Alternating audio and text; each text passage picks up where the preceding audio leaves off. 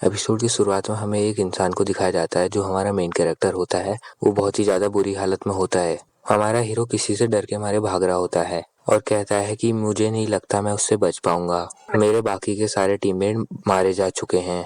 और हमारे main character को कुछ महसूस होता है जैसे उसके पीछे से कोई गुजरा है, पर जब वो पीछे मुड़ता है तो वहाँ पे कोई नहीं होता और वहाँ पे बहुत ज़्यादा शांति होती है। और जैसे ही वो अपनी दूसरी तरफ देखता है, वहाँ पर एक मॉन्स्टर खड़ा हुआ होता है जो कि हमारे मेन कैरेक्टर के ऊपर अटैक करने वाला होता है। फिर हमारा मेन कैरेक्टर बहुत ज़ोर से चिल्लाता है और वो मॉन्स्टर हमारे मेन कैरेक्टर पे अटैक कर देता है और वो वहीं पे गिर जाता है और कहता है कि क्या यही वर्ल्ड का एंड है, मैं ऐसे ही मरने वाला हूँ। पर जब हमारा मेन कैरेक्टर मर जाता है तो फिर हमें एक सीन दिखाया जाता है जहाँ पे हमारा हीरो ऑफिस में बैठा हुआ होता है और उसे पसीना आ रहा होता है और उसके सामने ऑफिस की फाइल वाइल रखी होती है। हमारा मेन कैरेक्टर किसी और की बॉडी में आ चुका होता है। उसका एक दोस्त आके बोलता है कि क्या तुम ठीक हो। हमारा हीरो उठ के कंप्यूटर का माउस की केबल तोड़ देता है। उसके सामने जो वर्कर खड़ा होता है वो कहता है कि तुम्हें बॉस ने इतना ज़्यादा काम दे दिया जो तुमने इसकी केबल ही तोड़ दी, तुमने इसकी केबल क्यों तोड़ी। हमारा मेन कैरेक्टर जिस बॉडी में है उस कैरेक्टर का नाम किंजू है। फिर हमारा मेन कैरेक्टर आसपास देखता है और कहता है कि ये कौन सा समय है। और वहाँ पे एक मोटा आदमी बोलता है कि लगता है तुम्हें बहुत ज़्यादा ही भूख लगी है आज, अभी लंच ब्रेक में बहुत टाइम बचा है। और फिर हमारा मेन कैरेक्टर गुस्से में आके उसका कॉलर पकड़ के बोलता है कि मैं पूछ रहा हूँ ये कौन सा साल है। फिर वहाँ पे एक लड़की बोलती है कि लगता है तुमने आज मेडिसिन नहीं ली, तुम्हें इतना भी याद नहीं है ये 2019 चल रहा है। और वहाँ पे जो लोग होते हैं वो भी हंसना शुरू कर देते हैं और कहते हैं कि लगता है ये पागल हो गया है, लगता है बॉस ने इसको बहुत ढेर सारा काम दे रखा है। और हमारा मेन कैरेक्टर खिड़की के बाहर देखता है और उनके बॉस की एंट्री होती है और उसका बॉस उसके कंधे पे हाथ रखता है। किन, अपना ऑफिस का काम करो, बाहर क्या देख रहे हो, अगर तुम अपना काम नहीं करोगे तो मैं तुम्हारी सैलरी काटूंगा।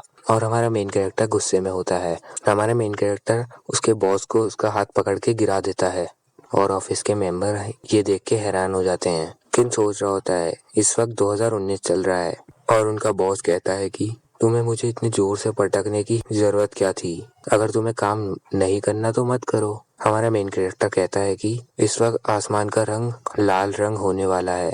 उसका मोटा दोस्त कहता है कि हमें अप्रैल फूल मत बनाओ, तुम्हें बॉस को उठा के ऐसे पटकने की जरूरत नहीं थी। किन उनकी बातों को इग्नोर करके आगे बढ़ जाता है और हमारा मेन कैरेक्टर उनसे कहता है कि तुम सब लोग अपने फैमिली को जाके देख लो, क्योंकि उसके बाद तुम कभी नहीं देख पाओगे, क्योंकि दुनिया खत्म होने वाली है। हमारा मेन कैरेक्टर ऑफिस की बिल्डिंग से निकल आता है। फ्यूचर में लिखा था दुनिया खत्म होने की शुरुआत अप्रैल 1 से होगी, जब आसमान के ऊपर हल्का लाल रंग दिखाया गया था और आसमान के ऊपर से खून की बारिश हुई थी। आसमान से खून की बारिश होना ये बहुत ही अजीब घटना थी। इंसानों को इस बात की समझ पहले नहीं आई और वो सोच रहे थे कि आसमान से खून की बारिश क्यों हो रही है, लेकिन इंसानों को ये बात पता नहीं थी उस बारिश के साथ पूरा वर्ल्ड खत्म होने वाला है, क्योंकि बारिश के अंदर वायरस था। जिन इंसानों के ऊपर ये बारिश हुई थी वो इन्फेक्टेड हो गए थे और जैसे ही उनके ऊपर बारिश का पानी पड़ा वो बेहोश हो गए और वहीं पे मर गए और फिर वो उठ के ज़ॉम्बी बन गए। जो इंसान बारिश में भीगे थे वो ज़ॉम्बी बन चुके थे, लेकिन ये ऐसे खत्म नहीं होने वाले थे।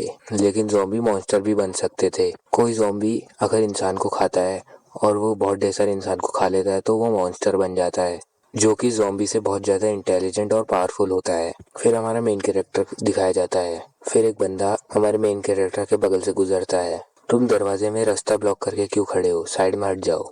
और वो उसके बगल से चले जाता है और वो किसी से फ़ोन में बात कर रहा होता है। मैं बहुत ही जल्दी आपकी कंपनी में पहुंचने वाला हूँ। ये बंदा कान के ऊपर कोई डिवाइस को लगा के किसी से बात कर रहा है और हमारे मेन कैरेक्टर को पता नहीं होता है कि ये डिवाइस क्या चीज़ है। और हमारा मेन कैरेक्टर अपने जेब में हाथ डालता है और कहता है कि इस तरह का डिवाइस मेरे जेब में भी है। और फिर हमारा मेन कैरेक्टर उस डिवाइस में चेक करता है और फिर हमारा मेन कैरेक्टर उसमें देखता है और उसमें किसी का नाम लिखा होता है और वो नंबर उसकी बहन का होता है। और हमारा मेन कैरेक्टर कहता है कि जिस बंदे की बॉडी में मैं हूँ उसकी एक बहन भी है, उसकी सारी मेमोरी मेरे पास है और उस लड़की का नाम जियाओशु होता है। और हमारा मेन कैरेक्टर कहता है कि वो इस वक्त अपने स्कूल में होगी और उसी वक्त उसे एक झटका लगता है और उसके हाथ से मोबाइल गिर जाता है और कहता है कि अगर मैं इस लड़के की बॉडी में हूँ तो मेरे को उसकी बहन को बचाना होगा। और फिर हमारा मेन कैरेक्टर उस नंबर पे कॉल लगाता है और फिर वो कहती है तुम मुझे इस वक्त कॉल क्यों कर रहे हो, मैं इस वक्त अपनी क्लासरूम की तरफ जा रही हूँ। और हमारा मेन कैरेक्टर कहता है कि जल्दी से घर चले जाओ। और फिर वो कहती है कि तुम मुझे घर जाने को क्यों कह रहे हो। और किन कहता है कि ये बहुत ही इम्पोर्टेंट बात है, जल्दी से घर चल जाओ, मैं तुम्हें अभी कुछ बता नहीं सकता, तुम्हें जल्दी से जल्दी अपने घर पहुंचना होगा। फिर वो कहती है मैं ये वाली क्लास ख़त्म करके अपने घर चले जाऊंगी। किन उससे कहता है ठीक है, तुम अपनी ये वाली क्लास के बाद घर चले जाना। और फिर जियाओसू पीछे मुड़ के देखती है उसकी दोस्त उसके पास आ रही होती है और उसकी तबीयत बहुत ज़्यादा ख़राब हुई होती है। और फिर वो कहती है तुम्हें क्या हुआ, तुम्हारी तबीयत बहुत ख़राब लग रही है। और फिर वो कहती है पता नहीं क्या हुआ, जब सुबह मैं उठी थी, जब मैं स्कूल की तरफ आ रही थी तब मैं बारिश में भीग गई थी, मुझे लगता है कि बारिश के पानी की वजह से मुझे ठंड लग गई है। जियाओसू उसके माथे पे हाथ रखती है और कहती है तुम्हें तो बहुत ज़्यादा बुखार है, चलो मैं तुम्हें रूम में लेके चलती हूँ जहाँ पे डॉक्टर तुम्हारा इलाज करेंगे। फिर हमारे मेन कैरेक्टर को दिखाते हैं जो कि आसमान की तरफ अभी भी देख रहा होता है। आसमान के ऊपर रेड कलर के बादल आना शुरू हो गए हैं। हमारा मेन कैरेक्टर ऊपर को देख रहा होता है आसमान की तरफ। हमारा मेन कैरेक्टर आसमान की तरफ अभी भी देख रहा होता है और कहता है कि आसमान में बहुत ढेर सारे लाल बादल आ चुके हैं, लगता है कि ब्लड की बारिश होने ही वाली है। और कहता है कि सबसे पहले तो मुझे खाना इकट्ठा करना होगा। फिर वो एक मॉल के अंदर चल जाता है और खाना इकट्ठा करने लगता है और मुझे वेपन्स लेने पड़ेंगे। और उसे एक स्वॉर्ड मिलती है और वो कहता है कि ये वाला वेपन ठीक लग रहा है और वो उसको अपने हाथ पे उठा लेता है। और फिर हमारा मेन कैरेक्टर कहता है कि अभी तो मैं एक नॉर्मल ह्यूमन हूँ, जब मैं फ्यूचर से आया था तब मेरे पास बहुत ढेर सारी पावर थी और बहुत ढेर सारे इंसान थे जिनके पास मेरी जैसी पावर थी। जिस मॉन्स्टर ने मुझे मारा था वो म्यूटेंट मॉन्स्टर था, उसके पास बहुत ढेर सारी स्ट्रेंथ थी और वो हमारे से बहुत ज़्यादा पावरफुल था।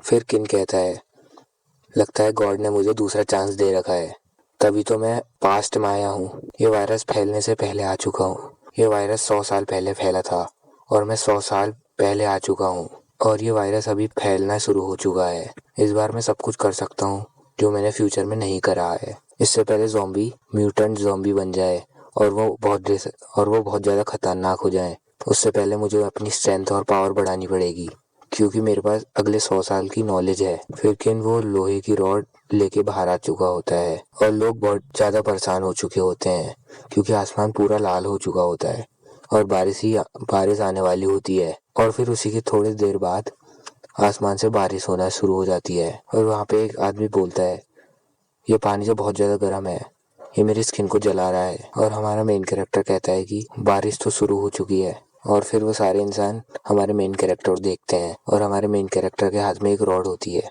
और वो इंसान बोलते हैं कि लगता है पागल हो गया, ये हमें मार ना दे।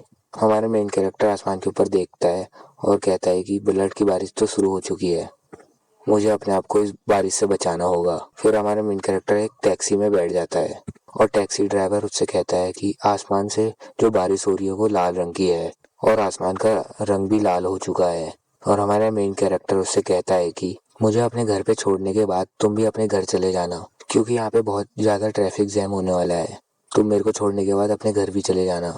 और फिर वो अपना मोबाइल निकालता है और फिर उसे जियाओशू की कॉल आती है, तुम अभी तक स्कूल में क्या कर रही हो, मैं टैक्सी में तुम्हारे पास ही आ रहा हूँ, अभी मैं तुम्हें वहीं से पिकअप कर देता हूँ। और फिर जियाओशू उससे कहती है मैं घर ही जाने वाली थी लेकिन मेरी दोस्त को बहुत बुखार हो चुका होता है, इस वक्त मैं उसके पास ही बैठी हूँ। और फिर हमारा मेन कैरेक्टर चिल्ला के उससे बोलता है तुम्हारी दोस्त को बुखार है, कहीं वो बेहोश तो नहीं हो गई। और फिर जियाओशू बोलती है कि हाँ, वो सुबह बारिश में भीग गई थी इसलिए उसे सर्दी लग गई है, वो अपनी आंखें खोल रही है, लगता है उसे होश आ रहा है। कि हमारा मेन कैरेक्टर चिल्ला के बोलता है जल्दी से उससे दूर हटो क्योंकि वो बहुत जल्दी ज़ॉम्बी बनने वाली है। और वो आवाज़ नहीं सुन रही होती है क्योंकि उसने फ़ोन को हैंग पे डाल दिया होता है। और किन टैक्सी ड्राइवर के कंधे पे हाथ रखता है, उससे कहता है क्या तुम थोड़ा जल्दी नहीं चला सकते। ड्राइवर भी बहुत ज़्यादा डर जाता है, वो कहता है कि हाँ चला रहा हूँ। वो गाड़ी को बहुत तेज तेज चलाना शुरू कर देता है क्योंकि वो उसके हाथ में डंडा देख के बहुत ज़्यादा डरा हुआ होता है।